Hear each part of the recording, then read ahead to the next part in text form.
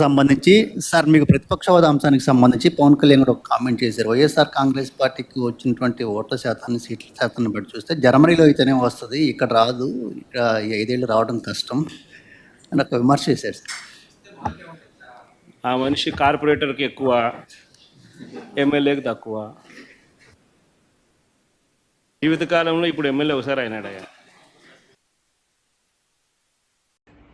పులివెందుల పులిని అని భ్రమల్లో బతికేటువంటి ఒక పిల్లి వైఎస్ జగన్మోహన్ రెడ్డి గారు వైనాట్ 175 నుండి 11కి మోకాళ్ల మీద కూర్చోపెట్టిన ఘనత మీరు ఏదైతే చెప్పారో కార్పొరేటర్ స్థాయికి తక్కువ అని చెప్పి అదే డిప్యూటీ సీఎం పవన్ కళ్యాణ్ గారిది. ఎవరికి ఎలా గౌరవం ఇచ్చి మాట్లాడాలో కూడా తెలియనటువంటి ఒక ప్రజా ప్రతినిధి మీరు. ఒక మీ నియంత పాలనని చీకొట్టి ప్రజలు మిమ్మల్ని విసిరి పారేశారు.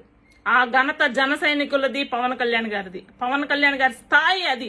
వైనాట్ 175 అన్న వాళ్ళని మోకాళ్ళ మీద వంచి 11 కూర్చోబెట్టారు కదా, అది పవన్ కళ్యాణ్ గారి స్థాయి. మీ స్థాయి ఏంటో తెలుసా? కొడుక్కి అన్నకి తక్కువ, మొగుడికి ఎక్కువ, అది మీ స్థాయి.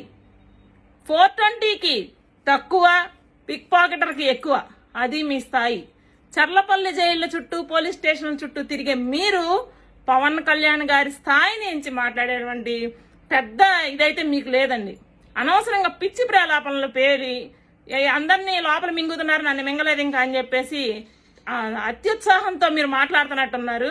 ప్రతిపక్ష హోదా కోసం మీకున్నటువంటి రంది, మీకున్నటువంటి ఆరాటం మరి ప్రజల క్షేమం మీద లేదు. మిమ్మల్ని నమ్మి ఓట్లేసినటువంటి మీ నియోజకవర్గ ప్రజలకు యోగక్షేమాల మీద మీకు లేదు. ఒక ఎమ్మెల్యేగా అవి మాట్లాడాల్సింది పోయి పిచ్చి పిచ్చి మాటలు మాట్లాడితే తోలు వేరే మహిళలు తీసేస్తారు. మీరు ఎమ్మెల్యే కావచ్చు, మిమ్మల్ని ఎమ్మెల్యేగా ఎలా గెలిపించారో అలాగే దింపి కూర్చోబెట్టడం కూడా ఓటర్లకు బాగా తెలుసు. ఇలాంటి పిచ్చి భాషతోనే గతంలో అందరూ కూడా ప్రతి ఓటర్ తోటి మొహం మీద ఉమ్మేయించుకున్నారు.